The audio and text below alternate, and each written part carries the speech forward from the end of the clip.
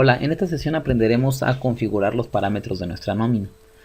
Ya que sabemos crear directorio de datos y que somos capaces de vincularlos a nuestro programa y que entendemos la importancia de estos, lo cual fue visto en la sesión anterior, ahora debemos de comprender que la nómina debe saber cada cuándo vamos a pagar y debe tener algunos valores actualizados, principalmente los salarios mínimos del lugar o la zona en la que nos encontramos. Esto se tiene que hacer antes de que empecemos a integrar elementos como personal a nuestro sistema. Entonces, esto lo realizamos de la siguiente manera. Primero vamos a vincular nuestro programa a nuestro directorio de datos. Si ustedes recuerdan en archivo, en la opción abrir empresa, ¿sí? Nos va a dar la opción o nos va a pedir nuestra clave de acceso, que recordamos es F8, y nos va a pedir el directorio de datos en el que vamos a trabajar.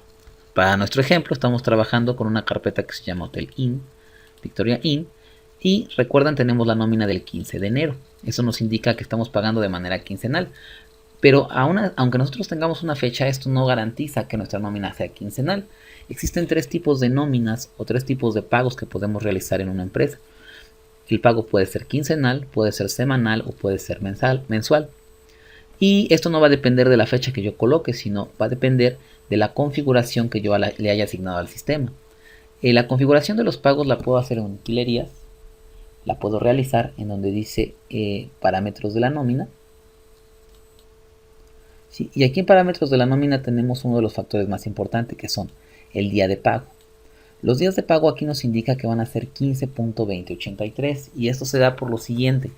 Nosotros, aunque paguemos quincenal, no debemos pagar 15 días, porque debemos pagar los 365 días del año sin importar los días de descanso. Entonces tenemos que pagar una parte proporcional de estos días, que es ese punto 2083, que es un porcentaje adicional. A esta cantidad o a estos días de pago se les conoce como factor nominal. Existen tres factores nominales porque hay tres formas de pago. Vamos a ejecutar nuestra calculadora para aprender a obtener los factores nominales. Obtener un factor nominal es muy sencillo. Lo único que debemos hacer es determinar cómo vamos a pagar.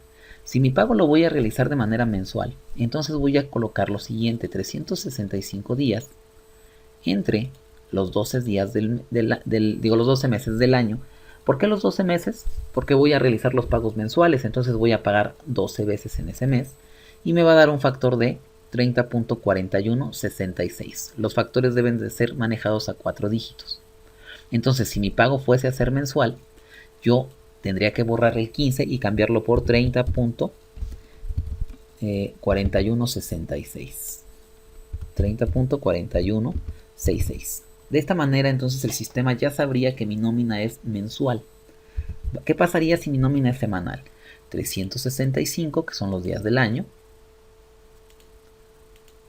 que multiplicarían, que quedarían divididos entre el número de pagos que haría si pago semanalmente.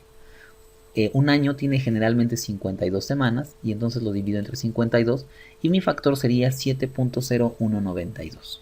Muy bien, para el ejemplo del sistema que vamos a utilizar, que es de Victoria Inn, nuestros pagos van a ser quincenales, entonces nuestro factor se obtiene de manera muy sencilla: 365 entre los pagos que vamos a hacer quincenalmente, que serían 24 quincenas, y esto nos da 15.2083.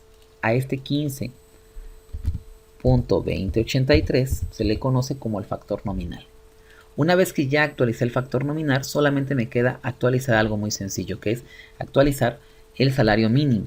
El sistema nos puede obtener otros salarios mínimos diferentes a los que tenemos actualmente vigentes en el Distrito Federal o en el lugar que nos encontremos. Indicar el salario mínimo es muy sencillo. Lo tendríamos que localizar y hay muchos lugares en donde los podemos encontrar. Uno de los más comunes es el SAT.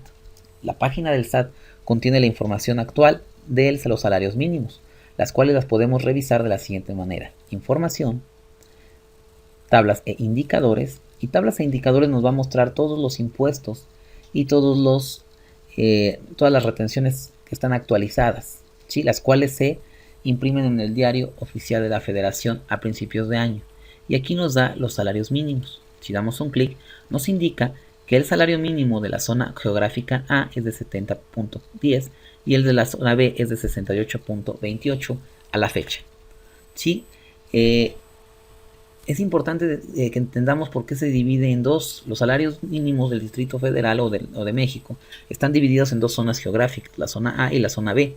Esta zona depende de la cantidad de recursos en las que se encuentran en la zona. Un ejemplo, la zona centro del país tiene gran cantidad de recursos, como son transportes, zonas culturales, zonas de comercio. Entonces está considerada como una zona geográfica A y tiene un salario mínimo de 70 pesos. Es por eso que algunas veces en el centro del país tenemos sueldos más altos. Las zonas B son zonas que no son tan céntricas y que no cuentan con tantos recursos económicos en el sentido de compra y venta o comerciales, ¿sí? No hay tantas áreas de trabajo y eso se les considera como zona B y tienen un salario mínimo de 68 pesos. Estos salarios mínimos hay que capturarlos en esta zona y vamos a considerar la primera opción para el salario mínimo de la zona B, ¿sí? En el Distrito Federal vamos a poner que el salario mínimo, primero la otra zona es de 68 pesos con 28 centavos.